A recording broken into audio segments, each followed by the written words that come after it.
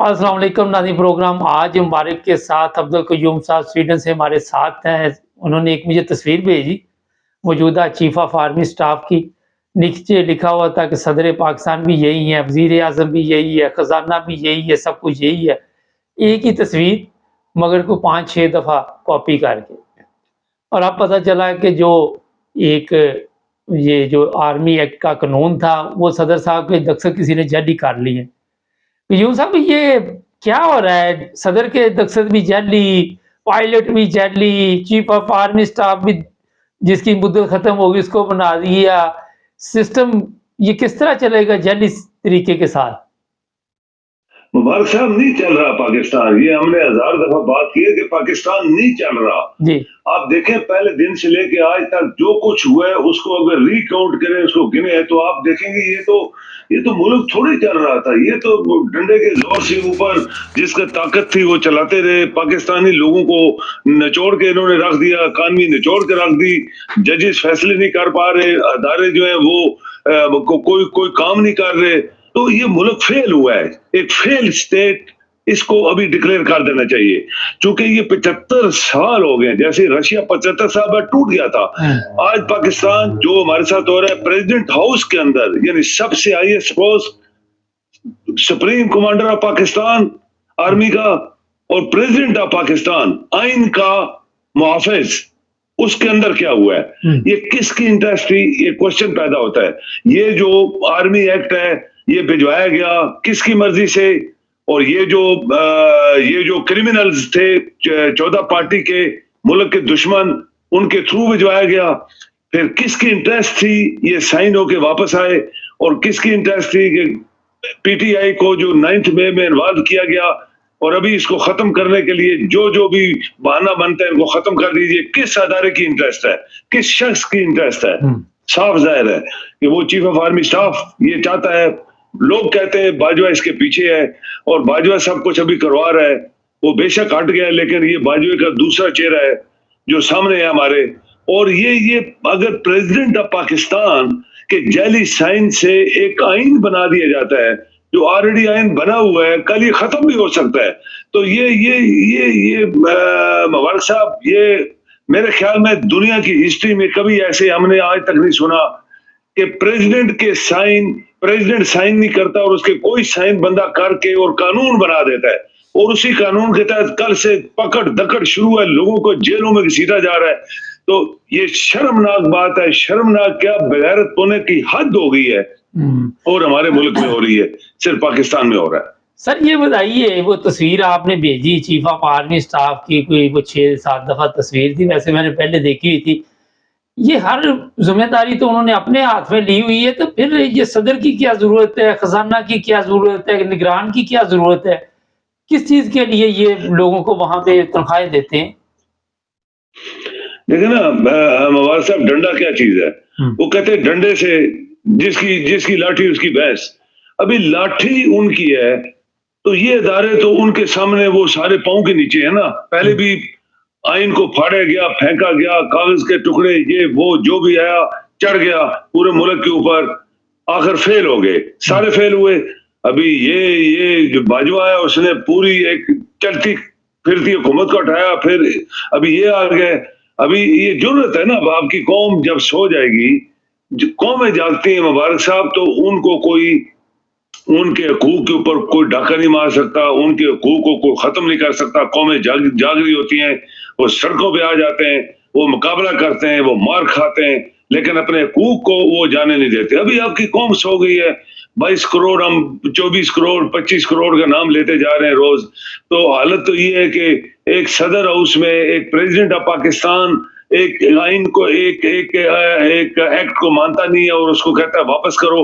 अभी आप देखिए उसमें वहां मिलिट्री अटैची होता है, मिलिट्री सेक्रेटरी होता है, एक ब्रिगेडियर होता है या मेजर जनरल होता है। उसको उसने बोला होगा ये वापस कर दो, उसने बोला जी हमने भेज दिया है। उसको किसने बोला कि तुम इस तरह चक्कर चला के साइंस जेली ऊपर स्टैम्प शैम्प लगवा के किसी तरीके से इसको वापस करो, एक आइन बन जाए, फिर हम इन लोगों को देखते हैं। तो ये सब कुछ हुआ ना, ये तो अभी सामने आपके अदारे पर अभी चीफ जस्टिस बैठा हुआ है ना।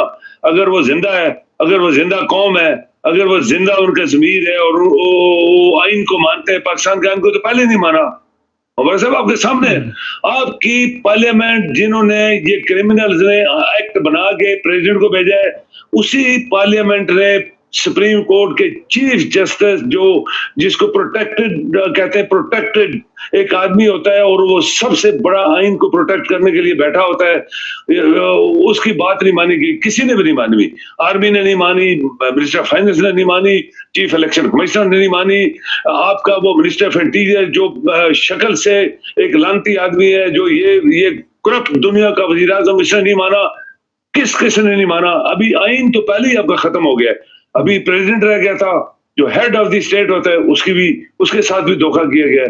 तो इट्स ए क्लियर कट कि पाकिस्तान की स्टेट जो है ये फेल स्टेट हो चुकी है। एक बंदे ने आई कॉमर्स से बड़े अच्छे लिखे कि ये सियासतदान क्यों लेके आते हैं, आर्मी खुद ही क्यों नहीं मुल्क चलाती, खुद ही अपने वजीर खजाना बना ले, अपने लोगों को बिठा दे। वैसे वो कहता है कि दूसरों को तो ये वैसे ही समझते कुछ नहीं है। इसलिए मुबारक साहब के डंडा उनके पास है ना। फौज के 20 जनरल होते हैं या 40 जनरल जो जीएसक्यू में बैठे हुए हैं, वो कंट्रोल करते हैं सारे। जो कोर कमांडर होते हैं उनको तो पता भी नहीं होता। आपको पता होना चाहिए कि कोर कमांडरों को पता भी नहीं होता। जब मार्शल लगे थे किसी को भी पता नहीं था, सिर्फ जीएसक्यू के जनरलों को पता था। वो बैठते हैं मीटिंग में और सारा डिसीजन कर देते हैं और आर्मी को हुक्म देते हैं कब्जा कर लो। अभी आर्मी तो नहीं, अगर आप या तो आइन को खत्म कर दो, फिर पाकिस्तान का आइन खत्म करो, मिलिट्री का आइन लेके आ जाओ बस, और अपने डंडे से चलाओ। फिर देखते हैं ये मुल्क कितने दिन और चलता है। 75 साल तो चला नहीं है, 3 मार्शल भी लगे हैं, सख्त 3 मार्शल भी लगे हैं, तो फिर भी नहीं काम बना। तो अभी सिर्फ अपनी मनमानी और इमरान, उसकी पार्टी और उनके लोगों को खत्म करने के लिए सब कुछ किया जा रहा है। सब कुछ किया गया है पहले और अभी भी किया जा रहा है। 9 मई का क्या वाकया था कि 9 मई को एक खुला रास्ता दिया गया लोगों को, तुम जाओ, और उसके साथ गुलू बैठते, मारो कूटो, सब कुछ। इल्जाम इमरान के ऊपर, वो जेल में बैठा हुआ था, उसको तो पता भी नहीं था बाहर हो क्या रहा है, और सारी फौज पुलिस सब गायब। तो ये पहले हो चुका है ना। तो आज भी जो हुआ है, मेरे ख्याल में इसकी बहुत बड़ी इंक्वायरी होनी चाहिए। चीफ जस्टिस जो है इसकी इंक्वायरी करे, अपनी पावर इस्तेमाल करे और वो मर्द बन के दिखाए, अपनी आइन के तहत मर्द बन के दिखाए इस पाकिस्तान के अंदर। और जितने क्रिमिनल्स हैं जो 14 पार्टी के सरबराह थे और उनके सारे पिट्ठू जो आरामखोर लानती, प्लस जो भी प्रेसिडेंट के साथ जिसने गद्दारी की है, जिन लोगों ने गद्दारी करवाई है, उन सबको रगड़ा लगाए ना, सबको। तो ये उसमें देखे कौन आता है, इंक्वायरी करेगा तो पता लग जाएगा किसने हुक्म दिया था, वो भी सामने आ जाएगा। फिर चीफ जस्टिस एक मर्द बन के दिखा के इस आइन के तहत उन लोगों को, सब लोगों को घर भेजे। फिर सर एक चीज बताइए, थोड़ा सा मैंने कहा आपसे पूछते हैं, जो तकलीफ दे बात है, जिस तरह जनावाला में वाकया पेश आया, अब लोगों की पकड़ दकड़ शुरू हो रही है, वहां तो पुलिस नहीं पहुंची, पीटीआई का झंडा देखने तो वहां तो सब आंखें बंद करके दौड़ लगा देती है, फौज भी पुलिस भी। तो वो गरीबों के घर जल गए, बच्चियों का जहेज जल गया, सब कुछ। अब एक नई चीज सामने आई है कि जड़ावाला के लोगों के ऊपर कोशिश की जा रही है कि पाबंदी लगाई जाए कि वो कोई यूरोप में ना आ सके। इसमें कामयाब होते हैं या नहीं होते, मगर हुआ तो जुल्म है। आप इस बारे में क्या कहेंगे? अभी देखिए, इंटरनेशनल आपकी यूएनओ बैठी हुई है, बड़े बड़े इदारे, यूरोपियन यूनियन है, इस तरह के लोग देख तो रहे हैं ना सब कुछ जो कुछ पाकिस्तान में हो रहा है। अभी एक मजाक जो प्रेसिडेंट हाउस का बना है, वो लोग बड़े बड़े चैनल्स के ऊपर इसको डिस्कस करना शुरू हो गए हैं, इंग्लिश चैनल्स के ऊपर। वो कहते हैं ये दुनिया में कभी ऐसा नहीं हुआ और ये फेल स्टेट, ये बनाना स्टेट की एक शक्ल में पाकिस्तान भी जाहिर हो रहा है।